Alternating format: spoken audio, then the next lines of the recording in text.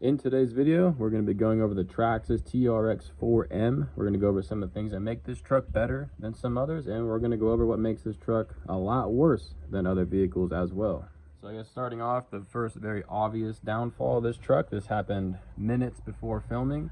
You see right here, these are upgraded aftermarket tires, metal rim, much thicker, a little bit heavier wheel. You can see right here, that little pin that holds the nut on is snapped. Now all it did was fall off the table. A light fall. I have not dropped this truck very much, and you can tell it's a clean break, 100% clean snap. So future video, going to be replacing the axles, rear and front, and get that video out here fairly soon. Getting a Traxxas, keep in mind the metal points right here are going to be weak, so I'm assuming you upgrade your wheels. Now these are all compromised unless you want to get a new upgraded axle or an extended little shaft for this. But overall, very small con. It dropped. Trucks do break, but when attention, this was a better built vehicle, yes. So I'm gonna get into it now and see what else we got. So up here we have the clearance for this truck. You want to run big tires on it, it will clear, as you can see, but you can tell the body is cut. You're gonna have to cut these hard shell bodies. It is a bummer because they are fairly expensive depending on the type you get. This is a red square body Chevy, a little bit more expensive than the normal Traxxas body, but you're gonna have to cut it. You want to upgrade it, get better.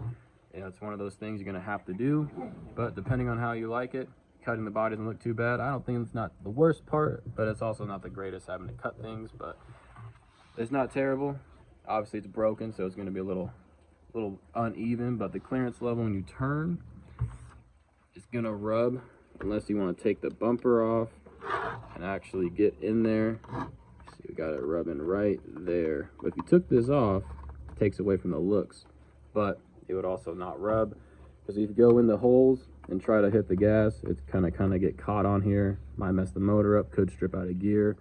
Not ideal, but the truck's not super powerful. You're not going to be running through gears all the time every day like a more higher powered Traxxas. But next thing up for the front, we have the shocks. You can tell, push them all the way down. Not ideal. It's only falling up this side because there's no wheel, because the Traxxas broke. Traxxas quality.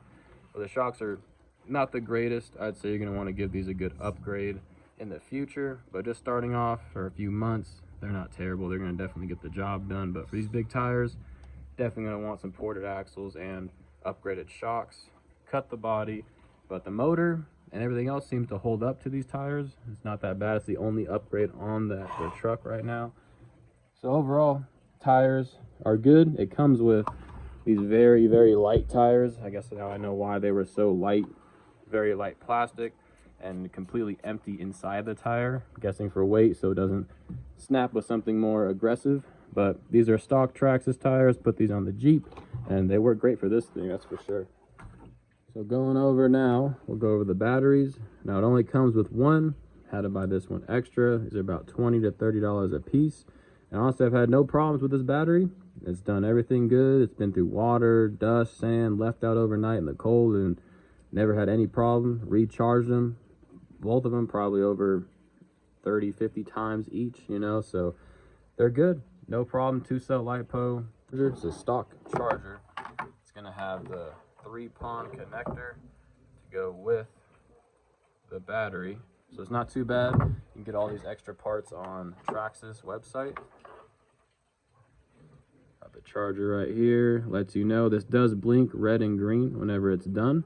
You can tell by the display right here. All in all, really good charger. It takes like about 45 minutes to an hour. For such a small battery is not ideal, but you can get obviously better fast chargers and stuff like that. This is just out of the box how it is, ready to go.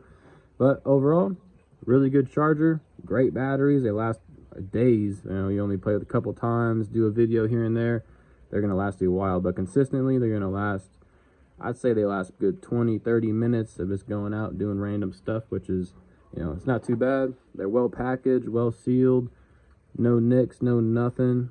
So they're pretty good. It's not too bad. Getting into the controller, had these controller for quite a while. Everything on it still works just as good as day one. There is a lot of sand in here, so I'm surprised it does still work. Adjustments still work, but you can hear They're a little bit snug. It's not the best. Still got the on and off button.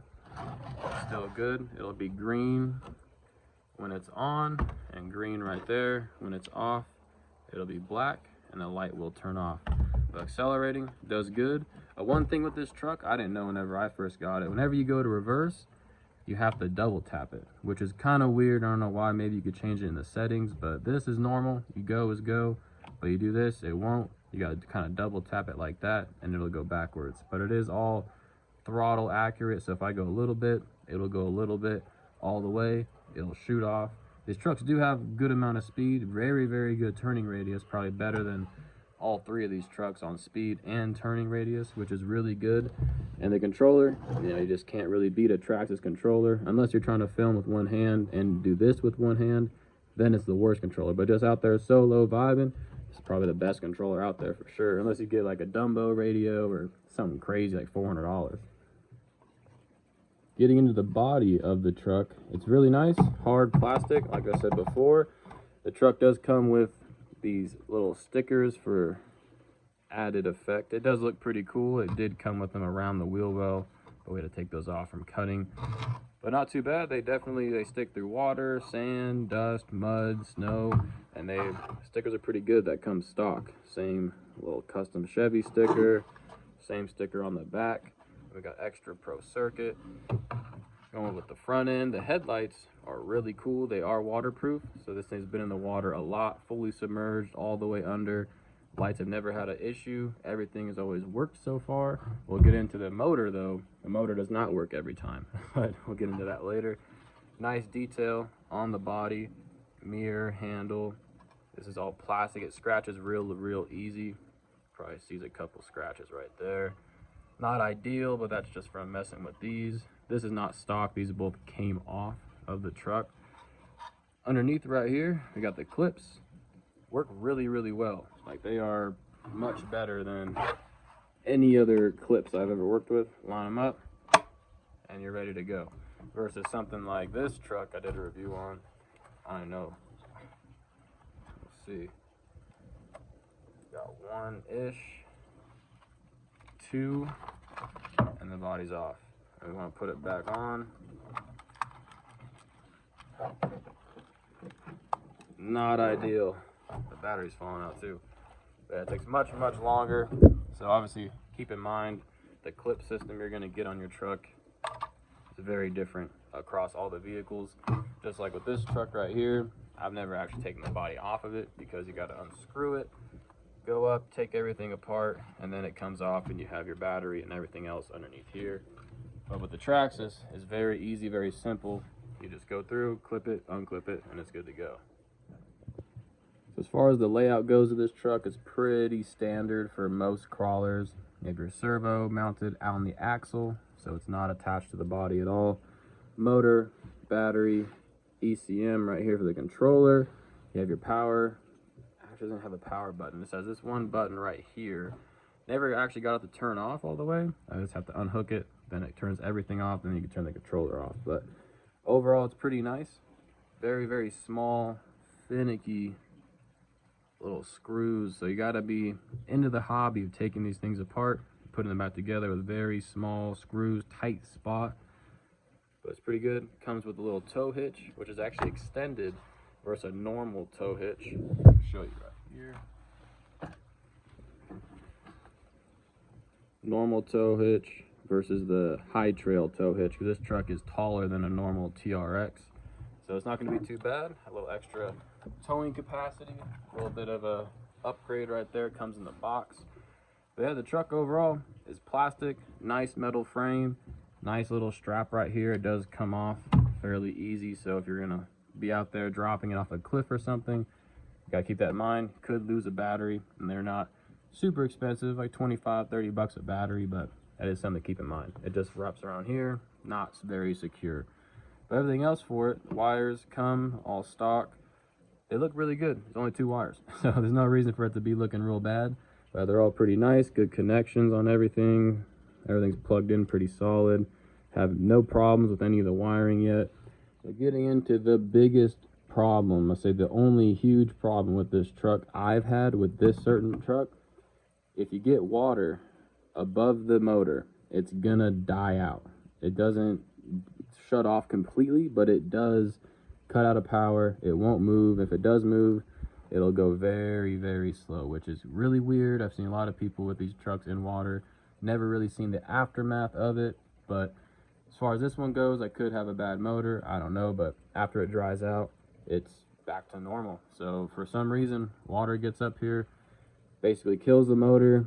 Nothing really works. If it does work, it's very slow, little power. So it is a problem. I don't know, I guess upgrading it would be your only option. It's going to collect some iron off the sand, which not ideal to leave taped up on the motor. It might mess it up, I'm not 100% sure.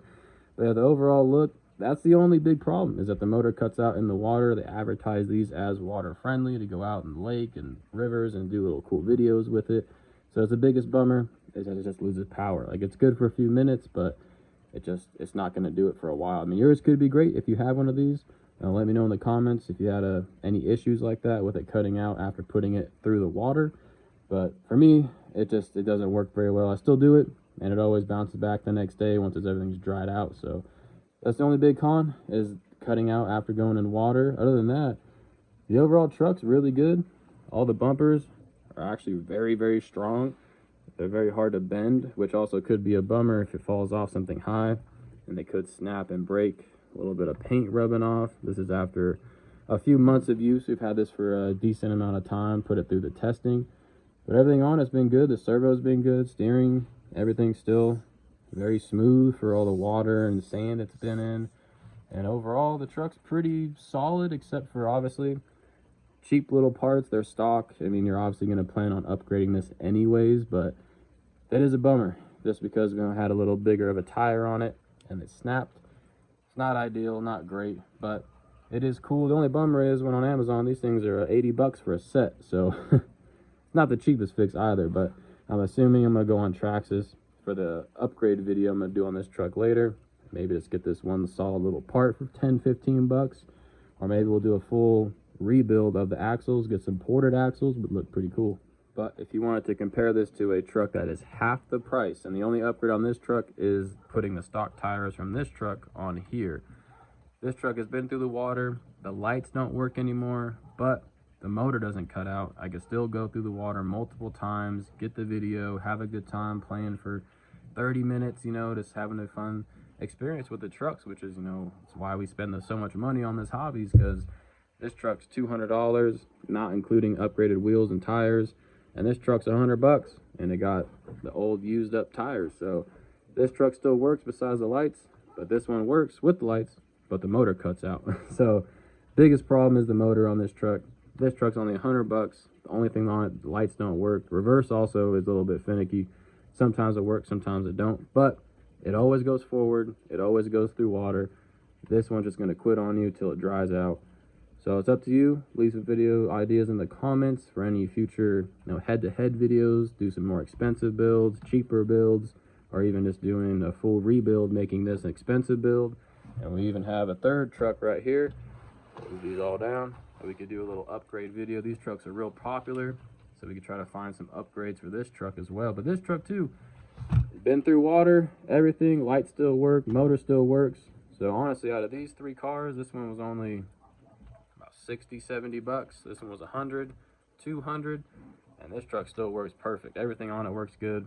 Nothing's ever went wrong with it. It's always ran. So it all depends, you know, what looks you want and how much money you want to spend, because as of right now, what I'm looking at, the cheapest truck is the best with no upgrades, no nothing.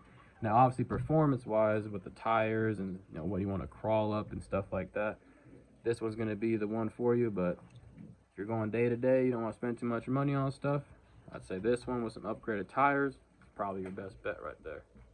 So overall, final thoughts on the Traxxas.